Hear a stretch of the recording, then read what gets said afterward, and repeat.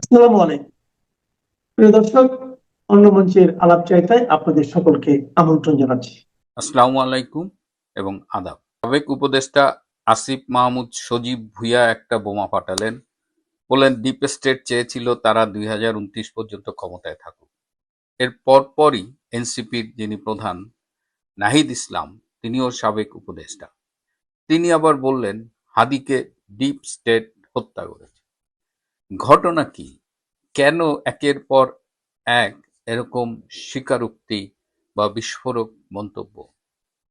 রাজনীতির অসংখ্য ঘটনা ঘটছে, বাংলাদেশ ভালোভাবে চলছে না, এটা আমরা যখন বুঝতে পারছি তখন এই এনসিপির দুই নেতা, এই সাবেক উপদেষ্টা যে মন্তব্য করছেন সেটি আমাদের কেবল বিস্মিত করছে না, বরং আমরা ঠিক বুঝতে পারছি না যে কেন হঠাৎ তাদের এই উপলব্ধি, কেন তারা ডিপ স্টেটকে এইভাবে সবার সামনে উন্মোচিত করে দিচ্ছেন। আমরা যখন 24 সালের জুলাই আগস্টে যখন সেই জঙ্গি অভ্যুত্থানটা চলছিল, আমরা কিন্তু বলছিলাম যে এটা জামাত শিবিরের আন্দোলন, এর পেছনে রয়েছে মার্কিন ডলার, এর পেছনে রয়েছে পাকিস্তানের আইএসআই। আপনারা আমাদের বিশ্বাস করেননি। এই একটা অদ্ভুত ব্যাপার বাংলাদেশে আমি দেখি, যে আমরা যখন সত্যি কথা বলি, আমরা যখন যৌক্তিক কোনো কথা বলি, তখন আমরা সংখ্যালঘুর দলে পরিণত হই। মিথ্যের সপক্ষে অনেক মানুষ এসে জড়ো হয়, যেটা হয়েছিল জুলাই অগস্টে। জুলাই অগস্টে যারা রাজপথে গিয়েছিলেন সবাই যে জামাত শিবিরের সদস্য তা নয়, কিন্তু এমন একটা আবহাওয়া তৈরি হয়েছিল যে তারাও নেমে গিয়েছিলেন, তারা মনে করেছিলেন আওয়ামী লীগ সরকার, শেখ হাসিনা সরকার না জানি কত খারাপ। আজকে প্রায় 2 বছর হতে চললো, 1.25 বছর। আমি জানি না সেই সব মানুষের উপলব্ধি কি। সামাজিক যোগাযোগ মাধ্যমে যতটুকু দেখি অনেকেই রিয়েলাইজ করছেন যে that was their wrong decision, that was their wrong acts. However, তো এই দুই উপদেষ্টা, মানে আসিফ তো বোমা ফাটালেন, এটা নিয়ে গতকাল কথা বলেছি, ডিপ স্টেটকে একদম উন্মোচিত করে দিলেন। এখন একটা প্রশ্ন আসছে যে ডিপ স্টেট আসলে কারা? এই ডিপ স্টেট, আমরা যখন ডিপ স্টেট বলি সারাক্ষণ তো মার্কিন ডিপ স্টেট, মার্কিন ডিপ স্টেট, মার্কিন ডিপ স্টেটের কথা মাথায় আসে।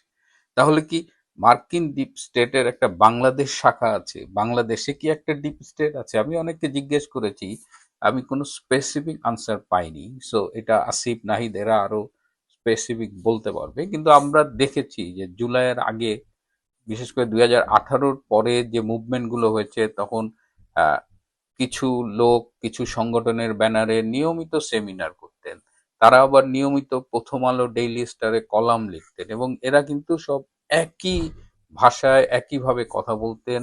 এদের একটাই টার্গেট ছিল শেখ হাসিনা খারাপ, এবং তারা শেখ হাসিনাকে সরানোর জন্য একটা বিশাল কাজ শুরু করেছিলেন, এবং এর পেছনে কিন্তু একটা বড় রকমের ফান্ডিং আসতো মার্কিন যুক্তরাষ্ট্র থেকে। আমি গতকাল একটা লিস্ট পেয়েছি, সেখানে একদম কোন প্রজেক্টে মার্কিন যুক্তরাষ্ট্রের কোন প্রতিষ্ঠানের পক্ষ থেকে কত ডলার দেওয়া হয়েছে।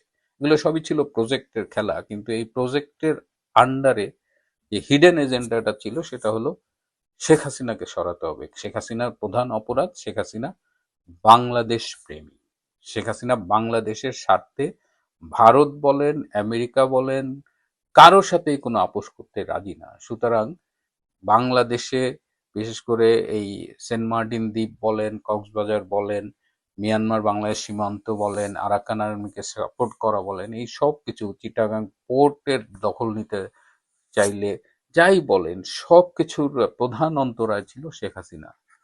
হ্যাঁ, শেখ হাসিনা দেশের স্বার্থ বিক্রি করে নিজে ক্ষমতায় থাকতে চান, এবং এগুলো তিনি বলে গেছেন। তিনি বলেছেন, আমরা বিশ্বাস করিনি, আমরা দুর্বৃত্তকে বিশ্বাস করেছিলাম, আমরা প্রতারককে বিশ্বাস করেছিলাম, আমরা ছলনাময়ীদের বিশ্বাস করেছিলাম। তার পরিণতি কি হতে পারে সেটা 18 মাসে ডক্টর ইনুস দেখিয়েছে। একজন বিশ্ব বাটপার, যিনি শান্তিতে নোবেল পেয়ে দেশটাকে অশান্তিতে ভরে দিয়েছিলেন। এবং 2006 সালে ডক্টর ইনুসকে নোবেল দেওয়া হয়েছিল বাংলাদেশকে মাথায় রেখে, এবং 2007 সালেই তাকে ক্ষমতায় আনার জন্য প্রাথমিক পরিকল্পনাটা করা হয়েছিল, কিন্তু সেবার তিনি ওই 2 বছরের ক্ষমতা হবে না, 10 বছরের ক্ষমতা চাই, আলটিমেটলি তিনি হননি। কিন্তু তিনি বেঁচে আছেন, 86 বছর হয়ে গেছে তার। তিনি ক্ষমতা নিয়ে বাংলাদেশের হো মা সারা করে দিয়ে এখন তিনি আবার গার্লফ্রেন্ড নিয়ে জাপান গেছেন, ঘুরে বেড়াবেন, মোজ করবেন, সরকারি নিরাপত্তায় থাকবেন।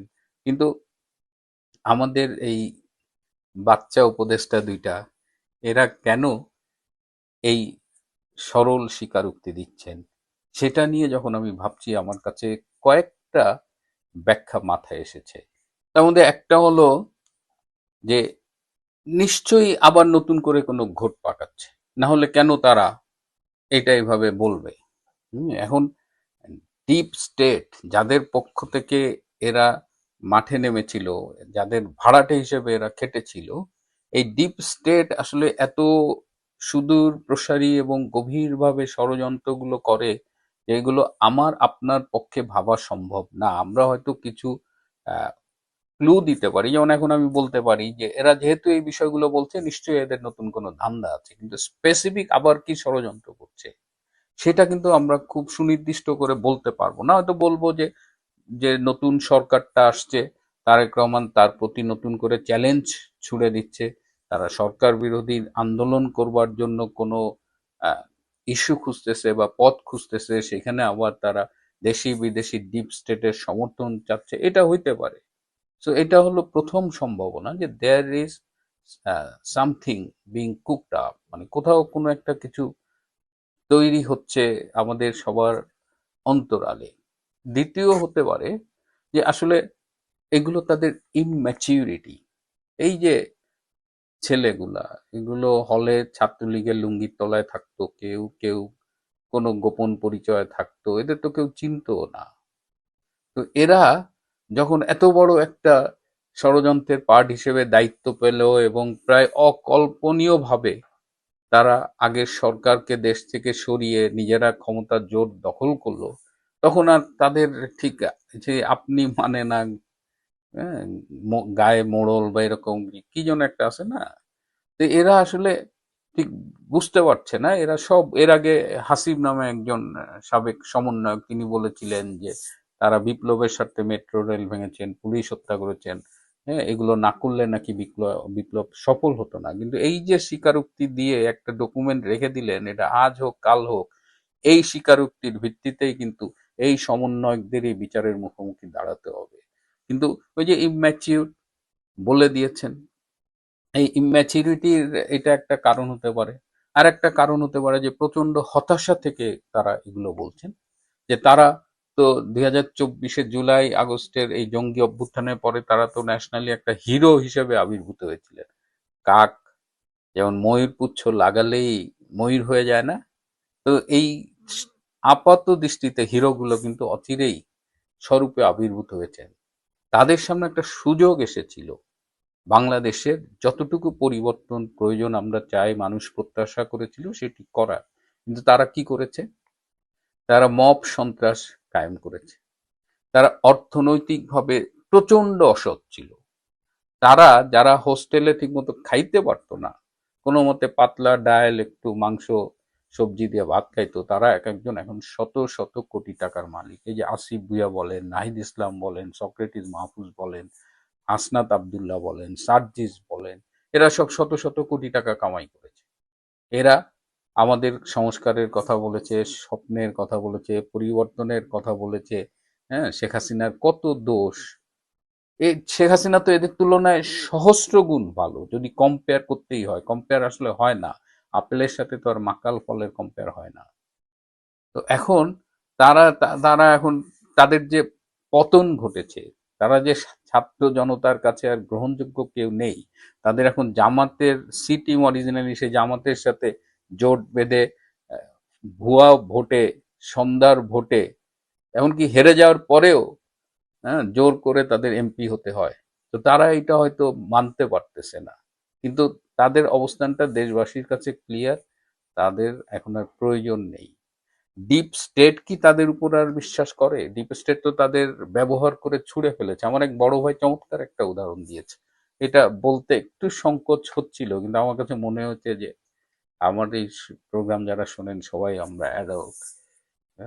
কন্ডোম ব্যবহারের পরে ছুঁড়ে ফেলতে হয়। তো এইসব সমন্বয়ের, মায়ে খাদানো বাপে তাড়ানো, এই টোকাই সমন্বয়কগুলো আসলে কন্ডোমের মতো। এরা ডিপ স্টেটকে চেনে না। বাংলাদেশে 1975 সালে বঙ্গবন্ধু হত্যায় অনেককে ব্যবহার করা হয়েছিল, তার মধ্যে একজন ছিল আওয়ামী লীগেরই নেতা, বঙ্গবন্ধুর খুব ঘনিষ্ঠ খন্দকার মোস্তাক হোসেন। সে মোস্তাক কিন্তু বছরের পর বছর জেল খেটেছে 75-এর পরে। 81 দিনের মাথায় তাকে ছুঁড়ে ফেলে দেওয়া হয়েছে। তো এরকম রাজনীতিতে ব্যবহৃত হওয়ার পরে কন্ডোমের মতো যে নিক্ষিপ্ত হয়েছে, এটা নতুন কিছু না। তো এই আসিফ, নাহিদ বা যারা আজকে মনে করছে যে একসময় ন্যাশনাল হিরো ছিলাম, এখন কি হলো, তোমরা বাবা কন্ডোমের পরিণতি আজকে ভোগ করতেছো।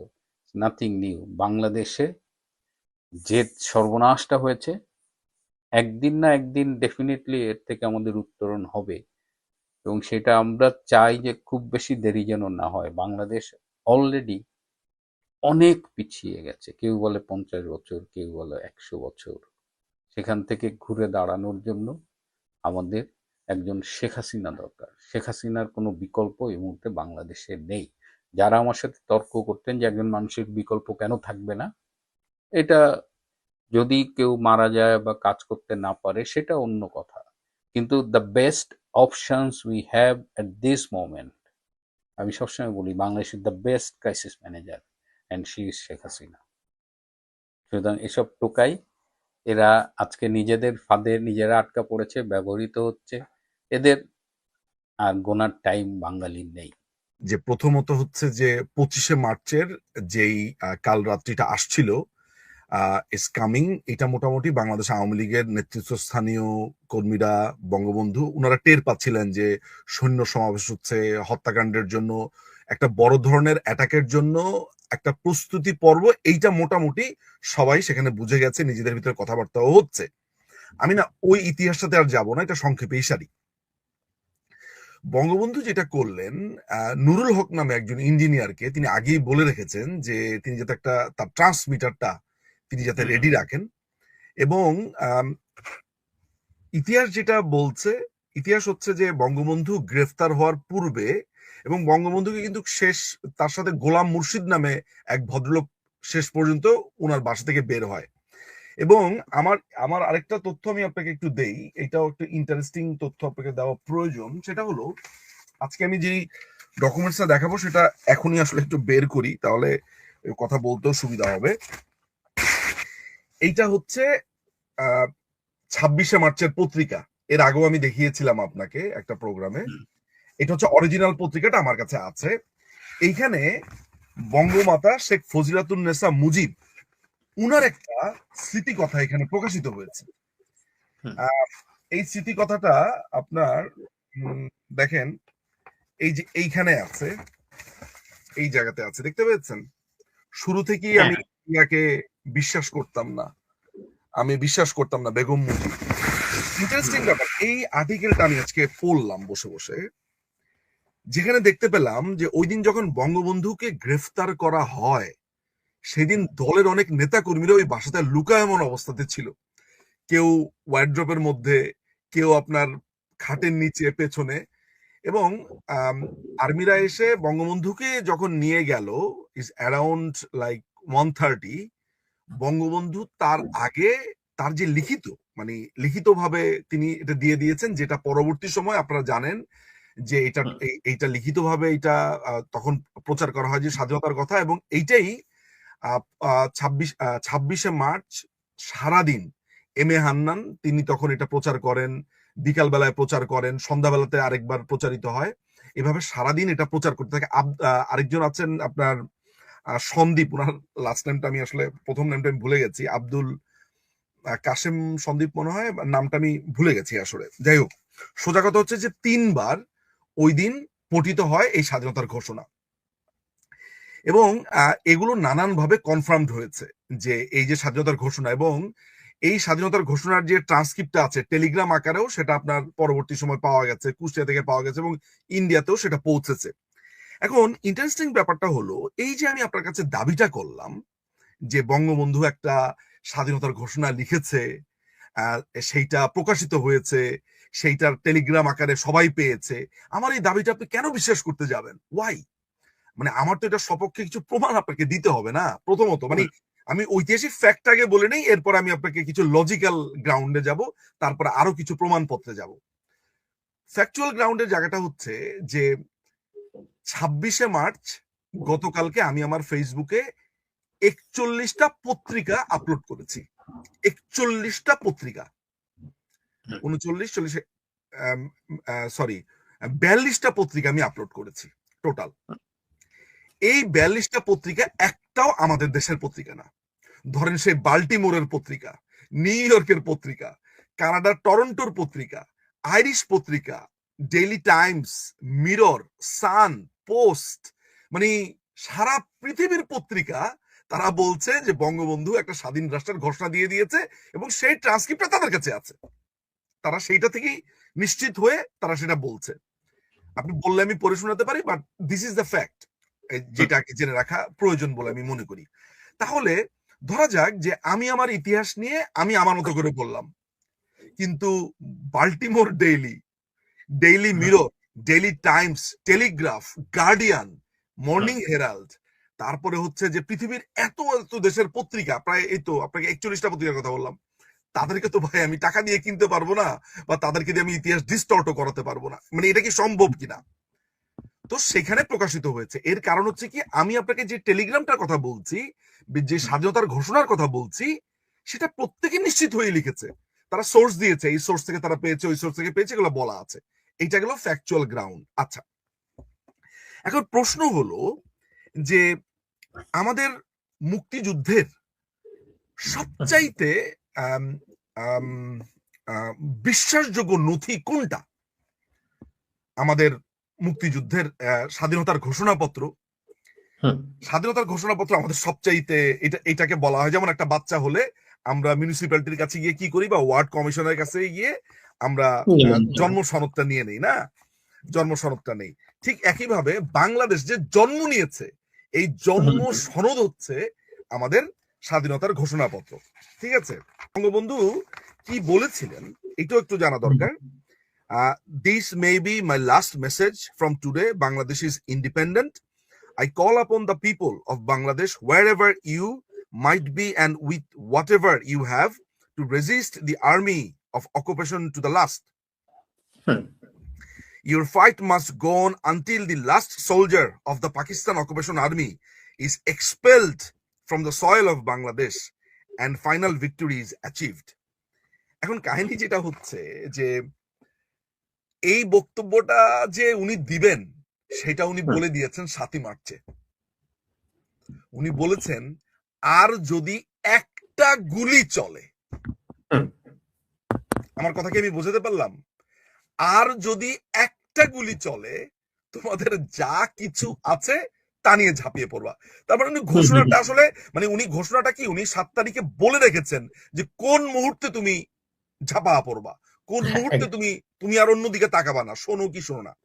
এখন এটা যদি হয় 26 তারিখের কথা, পত্রিকার কথা, আমি আমাদের জন্ম সনদের ছিলাম, জন্ম সনদে আসি। এইটা হচ্ছে, প্রথমে একটু দেখা নেই, এইটা হচ্ছে বাংলাদেশের স্বাধীনতার দলিল পত্র। কেমন দলিল পত্র, এইটাও একটু দেখা নেই। আমার মনে হয় যে আমি না সবচেয়ে বেশি কনসার্ন হচ্ছে যে এই সময়ের তরুণীদের জন্য, যাতে তারা মিসলেড না হয়। দেখেন তো যে এইটার প্রকাশকালটা কখন, 1982 সালের নভেম্বর। দেখা, এই যে এইখানে আছে, এই যে এইখানে আছে, দেখেছেন? আচ্ছা, তার মানে তখন বাংলাদেশ আওয়ামী লীগ ক্ষমতাতে নাই, তাই তো? সো আমাদের পক্ষে এটা লেখাও সম্ভব না।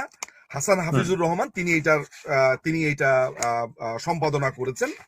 আমরা তাহলে যাই যে কি লিখেছেন। আমরা তো ক্ষমতাতে নাই, আমাদের তো অবস্থা খুবই খারাপ, আমাদের তখন দল কয়েক ভাগে বিভক্ত, নানান ধরনের ঝামেলার মধ্যে তো আমরা দিয়ে যাচ্ছিলাম বাংলাদেশ আওয়ামী লীগ। এই যে স্বাধীনতার ঘোষণাপত্র, দেখেন এইটা যদি 1 নাম্বার প্যারা হয়, 2 নাম্বার প্যারা, 3 নাম্বার প্যারা, 4 নাম্বার প্যারা, 5 নাম্বার প্যারা, এটা 6 নাম্বার প্যারা। এই 6 নাম্বার প্যারাতে লেখা আছে,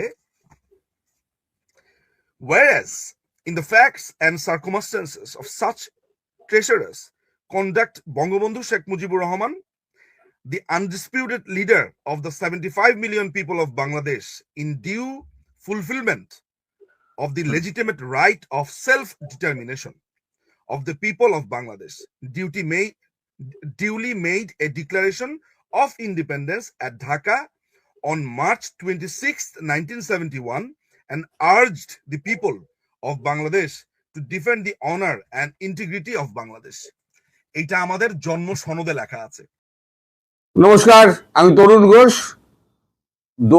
পশ্চিম এশিয়ার যুদ্ধ এবার দক্ষিণ পূর্ব এশিয়ায় ছোঁয়া লাগতে পারে, যে কোনো দিন যে কোনো সময়, হয়তো 1 মাস 2 মাস 3 মাস সময় লাগবে, কিন্তু লাগার সম্ভাবনা কিন্তু প্রচন্ড বেশি। এখন আপনাদের সবার মনে আছে পাকিস্তান কিছুদিন আগে একটা কথা বলেছিল। আব্দুল বাসিত, আমাদের পাকিস্তানের যিনি প্রাক্তন রাষ্ট্রদূত ভারতে যিনি ছিলেন, আব্দুল বাসিত, তিনি বলেছিলেন আমেরিকা যদি বা ইরান যদি পাকিস্তানকে আক্রমণ করে তাহলে পরে ভারতকে আমরা পাল্টা আক্রমণ করব দিল্লি এবং বোম্বাইতে মিসাইল মেরে। এটা যে ফাঁকা আওয়াজ ছিল না তা নয়, এর পেছনে কিন্তু অনেক বড় চক্রান্ত রয়েছে। চক্রান্তটা ফাঁস হয়েছে রাশিয়া এবং ভারতের যৌথ গোয়েন্দা তথ্য আদান প্রদানে। এখন ব্যাপারটা হচ্ছে কিভাবে যুদ্ধটা ছড়াচ্ছে। দেখুন, প্রথমে আমেরিকার ইসরায়েল শুরু হলো একে দিয়ে, ইরানকে দিয়ে। ইরান মারতে শুরু করলো উপমহাদেশীয় যে দেশগুলো রয়েছে 6টা দেশ, সেই 6টা দেশকে আক্রমণ করলো। এবারে 6টা দেশের মধ্যে একটা দেশের সঙ্গে, সৌদি আরবের সঙ্গে পাকিস্তানের একটা সামরিক চুক্তি হয়েছে। এখন পাকিস্তান তো ওখানে গিয়ে লড়বে না। এখন তো সৌদি বারবার চাপ দিচ্ছে যে তুমি আমাদের থেকে টাকা নিয়েছো। এবার সৌদি কি করছে? সৌদি এখন চাপ দিচ্ছে তুমি ইরানকে মারো, অথবা তুমি কোনো অ্যাকশন নাও যাতে আমাদের ওপরে আঘাতটা না আসে। এখন পাকিস্তানের হাতে কি অস্ত্র রয়েছে? পাকিস্তান এখন ভাবছে যে ভারতবর্ষ সাপোর্ট করে কাকে? ভারতবর্ষ সাপোর্ট করে আমাদের কি বলে আফগানিস্তান এবং বালুচিস্তানকে, এবং টিটিপিকে দিয়ে সিন্ধ প্রদেশ, বালুচিস্তান এবং খাইবার পাখতুনখোয়া এগুলোকে বিচ্ছিন্ন করার চেষ্টা করছে। এটা হচ্ছে পাকিস্তানের অভিযোগ। আর আরো একটা পাকিস্তানকে খেপিয়ে দিয়েছে, সেটা হচ্ছে ইরানের সঙ্গে ভারতের যে চুক্তি হয়েছে, সেই চুক্তি অনুযায়ী ভারত কিন্তু হরমুজ প্রণালী দিয়ে ভারত নির্বিঘ্নে তেল নিয়ে আসছে। অথচ এই পাকিস্তানের জাহাজ যখন হরমুজ প্রণালীতে ঢুকেছিল, তখন হরমুজ প্রণালী থেকে পাকিস্তানের জাহাজকে ফিরিয়ে দেওয়া হয়েছে। এমনকি চীনের জাহাজকেও ফিরিয়ে দেওয়া হয়েছে। চীনের জাহাজকে ফিরিয়ে দেওয়ার অর্থ কি? চায়না তো বরাবর ইয়েনে ব্যবসা করে। চীনের জাহাজকে ফিরিয়ে দেওয়ার অর্থ ছিল যে, জিজ্ঞেস করা হয়েছিল এই জাহাজে কি আছে, তখন ওরা বলেছিল যে এই জাহাজে যা মালপত্র আছে সেগুলো হচ্ছে সব আমেরিকা যাবে এবং কিছু কিছু সৌদি আরব এবং অন্যান্য উপমহাদেশীয় যাবে। তখন আইআরজিসি বলেছে আমাদের এখান থেকে শত্রুপক্ষের কোনো জিনিস আমরা যেতে দেবো না, তোমরা তেল নিয়ে যাও, আমাদের কোনো অসুবিধে নেই, তোমরা ইয়েনে ব্যবসা করো, আমাদের কোনো অসুবিধা নেই, কিন্তু আমরা শত্রুপক্ষের জিনিস কেউ যেতে দেবো না। ফলে চায়নার জাহাজকে ওখান থেকে মুখ ঘুরিয়ে ফিরিয়ে আসতে হয়। আর পাকিস্তানের জাহাজকে তো হুমকি দিয়েছিল যদি না ফিরে যাও তাহলে তোপ মেরে উড়িয়ে দেবো। এখন এই অবস্থায় ভারতবর্ষের ওপরে পাকিস্তানের একটা রাগ। এক হচ্ছে টিটিপির ওপর, টিটিপিকে সাপোর্ট করা, 2 হচ্ছে বালুচিস্তানকে সাপোর্ট করা, 3 হচ্ছে তালিবানকে সাপোর্ট করা এবং পাকিস্তানকে ভাঙার চেষ্টা। আর একটা পুরনো রাগ রয়েছে, অপারেশন সিঁদুর 1। তা এখন যে খবরটা এসে পৌঁছেছে সেই এর মধ্যে কিন্তু রাশিয়ায় একটা হয়ে গেছে। ইউক্রেন কিন্তু রাশিয়ার একটা বড় আপনার তৈল খনিতে ড্রোন অ্যাটাক করে সেটাকে সম্পূর্ণ ধ্বংস করে দিয়েছে। ফলে রাশিয়াও কিন্তু তেতে রয়েছে, যে কোনো সময় রাশিয়াও কিন্তু নেমে পড়তে পারে। ফলে এই যে যুদ্ধ যেটা আমাদের পশ্চিম এশিয়া চলছিল, সেই যুদ্ধের আঁচ কিন্তু যে কোনো সময় আমাদের দিকে আসতে পারে। এবং পাকিস্তান এটাও বলেছে যে ভারতবর্ষ এবং তার বন্ধু রাষ্ট্রগুলো কাউকে আমরা ছাড়বো না। বন্ধু রাষ্ট্র কারা আছে? এখানে বাংলাদেশ আছে, ভুটান আছে, নেপাল আছে, শ্রীলঙ্কা আছে, এগুলো হচ্ছে বন্ধু রাষ্ট্র। তার মানে যদি ভারতকে অ্যাটাক করে, ভারত তো ডিফেন্ড করে নেবে, কিন্তু বাংলাদেশ, নেপাল, ভুটান, শ্রীলঙ্কা তারা নিজেদের আটকাবেই করে। তাই তো আকাশ প্রতিরক্ষা ব্যবস্থা নেই। আমাদের তো সুদর্শন চক্র রয়েছে, আমরা গতবারে তো মেরে তক্তা বানিয়ে দিয়েছিলাম, তখন তো আর কোনো রকম অসুবিধা হয়নি। এবারে কিন্তু এই চক্রান্তটা কিন্তু ওরা কিন্তু ধীরে ধীরে ধীরে ধীরে একটা ফলপ্রসূর দিকে যাচ্ছে। এবং কিছুদিন আগে আপনাদের মনে থাকতে পারে, আপনাদের কাগজে নিশ্চয়ই বেরিয়েছিল যে পাকিস্তান এখন 8,000 কিলোমিটারের মিসাইল বানাচ্ছে। তখন আমরা আলোচনা করেছিলাম, তাহলে কি আমেরিকায় বানাবে, এ করবে, মারবে? কিন্তু তুলসী গ্যাবার্ড এটা কিন্তু কংগ্রেসকে জানিয়েছিলেন যে পাকিস্তান কিন্তু 8,000 কিলোমিটারের এই বানাচ্ছে, মিসাইল বানাচ্ছে। ভারত কি করছে? ভারত করছে কি এখন যে ব্রহ্মস যেটা রয়েছে, ব্রহ্মসকে, আগে ব্রহ্মসের দূরত্ব ছিল আপনার 230 কিলোমিটার, এখন সেটাকে বাড়িয়ে 800 কিলোমিটার করা হচ্ছে। ভারতের কাছে কিন্তু আপনার মিসাইলের কমতি নেই, প্রচুর মিসাইল আছে। ব্যালিস্টিক মিসাইল রয়েছে, ক্রুজ মিসাইল রয়েছে। এই ক্রুজ মিসাইল হচ্ছে গিয়ে আপনার এই ব্রহ্মস। ক্রুজ মিসাইল হচ্ছে একেবারে মাটির সঙ্গে, মাটির ওপর দিয়ে যায়, খুব কাছাকাছি দিয়ে যায়, ফলে র্যাডারে ধরতে পারে না, আর ক্রুজ গিয়ে দাম করে মেরে দেয়। সেটা 800 কিলোমিটার করছে, তৈরিও হয়ে গেছে। ফলে ভারত নিজেকে রক্ষা করতে পারবে, কিন্তু পার্শ্ববর্তী রাষ্ট্র যেগুলো আছে, ভারতের বন্ধু রাষ্ট্র, তাদেরকে কি করে রক্ষা করবে সেটা এখন ভারতের এখন মাথা ব্যথার হয়ে দাঁড়িয়েছে। কিছুদিন আগে মানে গতকালকে একটা মিটিং হয়েছে, রাজনাথ সিং একটা মিট করেছেন, আর্মি যত কমান্ডার আছে সমস্ত আর্মি কমান্ডারদের ডেকে পাঠিয়েছিলেন। ডেকে পাঠিয়ে উনি একটা মিটিং করেছেন। সেখানে তিনি পুরস্কার এই অবস্থার ব্যাখ্যা করেন যে কি হয়েছে। এই হিন্দু রিপোর্টটা দেখুন, এখানে 25 তারিখের, তলায় দেখুন 25 তারিখের রিপোর্ট। এটা আজকে আমার চোখে পড়েছে এবং আলোচনা ইতিমধ্যে শুরু হয়েছে। এখন এই যদি অবস্থা হয়, তাহলে পরে কিন্তু আপনাদের কিন্তু এখন সুস্থ আর আপনারা থাকতে পারলেন না। যদি এখানে অপারেশন সিঁদুর যদি 2 শুরু হয়ে যায়, ভারত তো বেঁচে যাবে, সুদর্শন চক্র রয়েছে, ভারতের গায়ে একটাও পড়বে না। কিন্তু মুশকিল হচ্ছে ভারতের পার্শ্ববর্তী রাষ্ট্র যেগুলো আছে, বাংলাদেশ আছে, পাকিস্তান রয়েছে, বাংলাদেশ রয়েছে, ভুটান রয়েছে, তারপর নেপাল রয়েছে, ওদিকে শ্রীলঙ্কা রয়েছে, মালদ্বীপ রয়েছে। মালদ্বীপকে বাঁচাবেই করে, সেটা একটা দ্বীপের মতো, তাকে বাঁচাবেই করে। তাহলে এদের নিয়ে এখন কিন্তু ভারত খুব মুশকিলে পড়েছে। এছাড়া আর একটা ওদের রাগ আছে পাকিস্তানের। আর এই যে আমি আগে বলে দিই, এই যে অস্ত্রফস্ত্র সাপ্লাই কে দেবে জানেন তো? সাপ্লাই দেবে কিন্তু চীন। চীন সামনে আসবে না, চীন কোনোদিন সামনে আসে না, চীন পেছন দিক দিয়ে খেলে। কারণ চায়না দেখে যে আমি কেন বেকার অস্ত্রটা আমি খরচা করতে যাব, বরং আমি অস্ত্রটা পাকিস্তানকে দিই, টেস্টিংও হয়ে যাবে, যদি মরে তো ওরা মরবে, আর যদি ভালো হয় তাহলে পরে বেরিয়ে গেল যে ভালো অস্ত্র। তার মানে চীন করবে কি, পেছন দিক দিয়ে সাহায্য করবে। যদি এখন এই দিকে যাবে তো মনে হচ্ছে যাবেই, 2-3 মাসের মধ্যে হয়তো পরিস্থিতি খুব খারাপ হতে পারে। আপনারা কিন্তু এই যে ইরান আর ইসরায়েল ইউএসএ যুদ্ধ থেকে আপনারা মুখ ফিরিয়ে নিচ্ছেন না, আপনারা জানেন না যে আপনারা কতটা ভুল করছেন।